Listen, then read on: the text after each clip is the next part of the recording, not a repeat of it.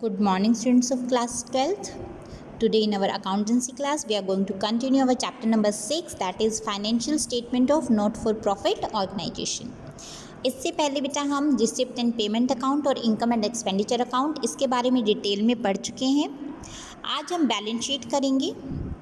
देखिए, balance sheet normally किससे भी, चाहे वो फाइनेंशियल प्रॉफिट मेकिंग ऑर्गेनाइजेशन हो चाहे नॉन प्रॉफिट ऑर्गेनाइजेशन हो, ये दोनों ही ऑर्गेनाइजेशन को बैलेंस शीट्स बनानी पड़ती है at the end of their accounting year.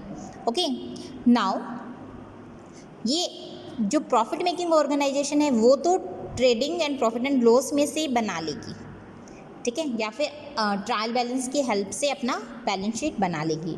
But जो नॉन प्रॉफिट मेकिंग ऑर्गेनाइजेशन है उसके पास तो ना ट्रायल बैलेंस होता ना trading and profit and loss account होता, तो वो कहाँ से बनाएगी? वो बनाएगी बेटा इनकम एंड एक्सपेंडिचर अकाउंट की हेल्प से.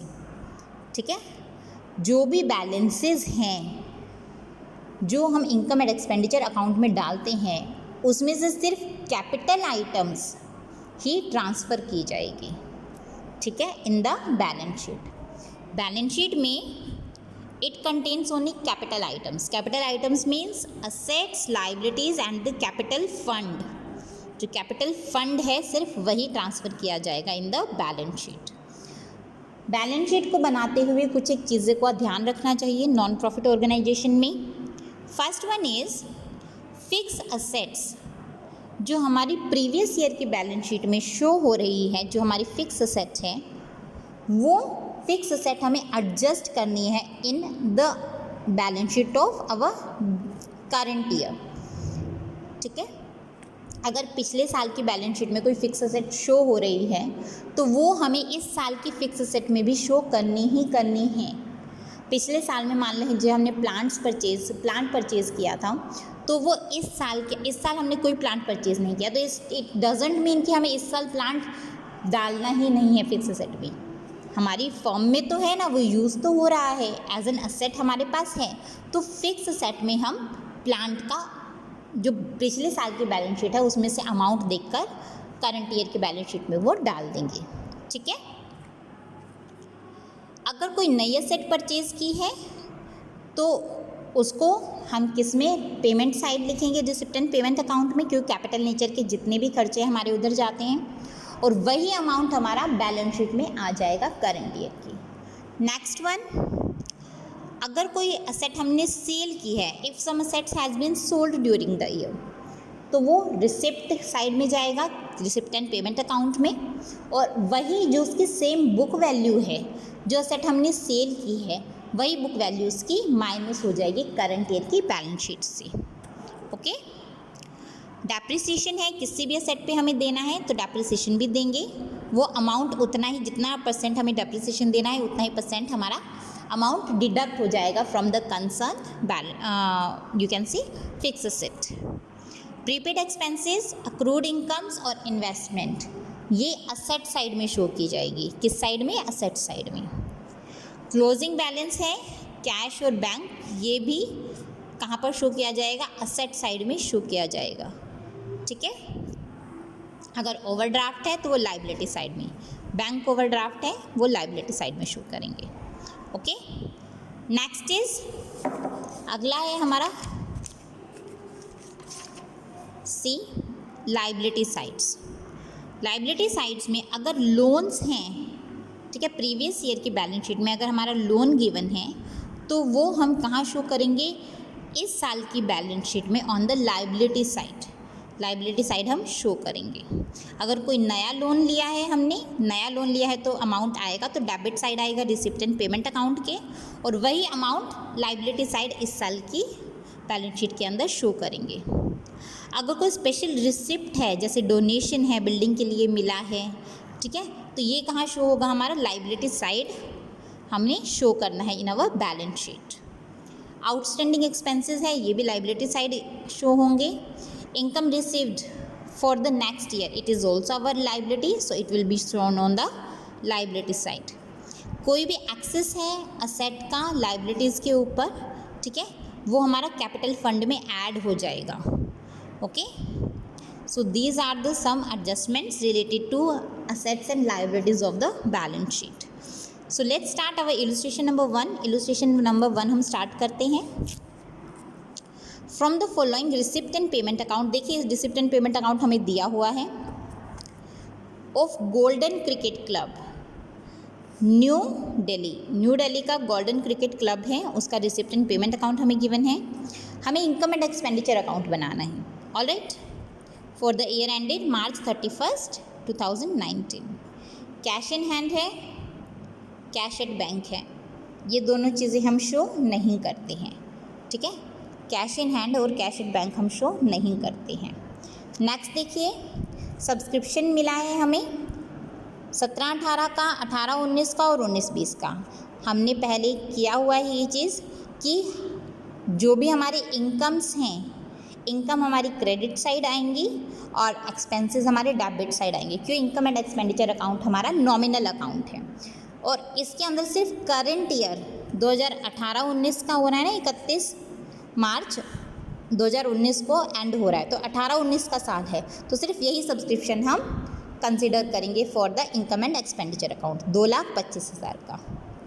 डोनेशन फॉर बिल्डिंग के लिए हमें डोनेशन मिला है, स्पेशल है, ठीक है, वो हमारा यहाँ पे शो नहीं होगा।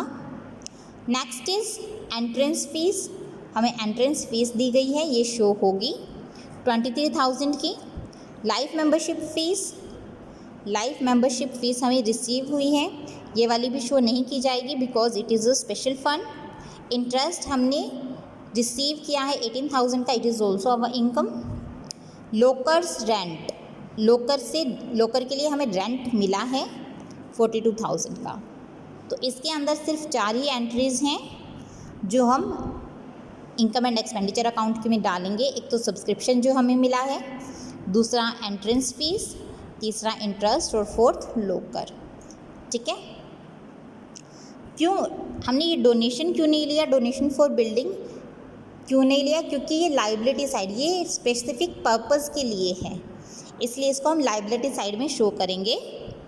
ठीक है, नेक्स्ट जो है हमारा लाइफ मेंबरशिप जो फ़ीस है हमारी, ये वाली जो फ़ीस है ये हमने शो क्यों नहीं की? It is also recorded on the liability side of the balance sheet. It is a liability of hours, ये इनकम नहीं है हमारी। ठीक है, लाइबिलिटी है ये हमारी। नेक्स्ट एक्सपेंसेस साइड में क्या शो करेंगे, मीन्स डेबिट साइड में इनकम एंड एक्सपेंडिचर के। प्रिंटिंग एंड स्टेशनरी 38,750 ये शो होगा। लाइटनिंग के एक्सपेंसेस शो होंगे। रेट्स और टैक्सेस जो हमने पे किया है वो शो होगा।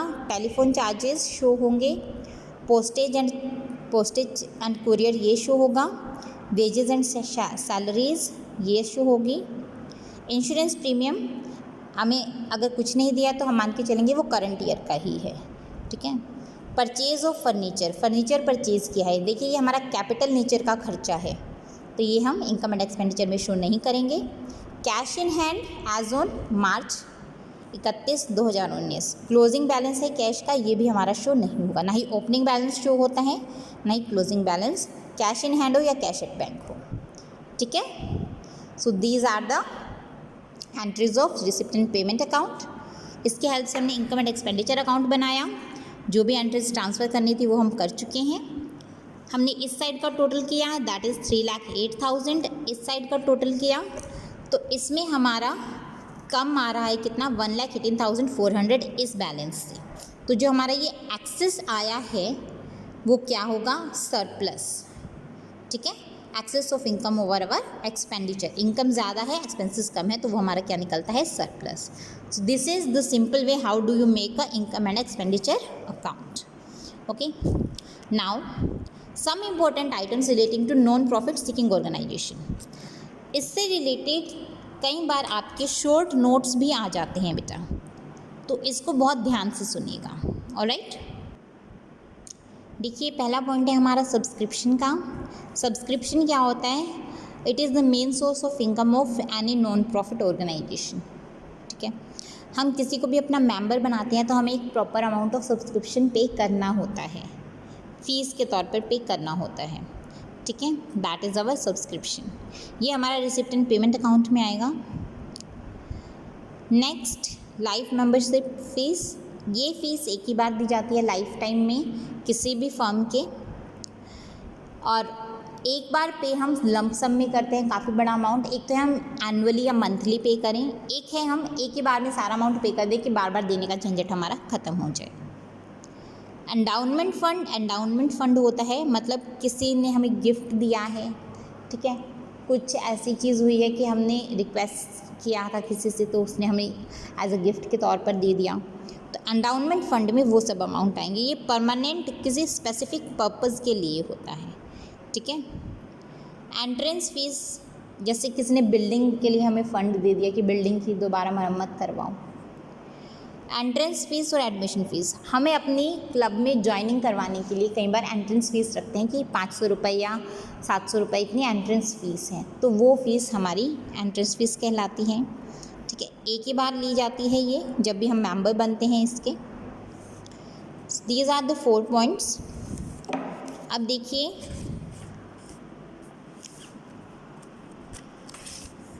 इलस्ट्रेशन नंबर 2 है, ये हम कल करेंगे।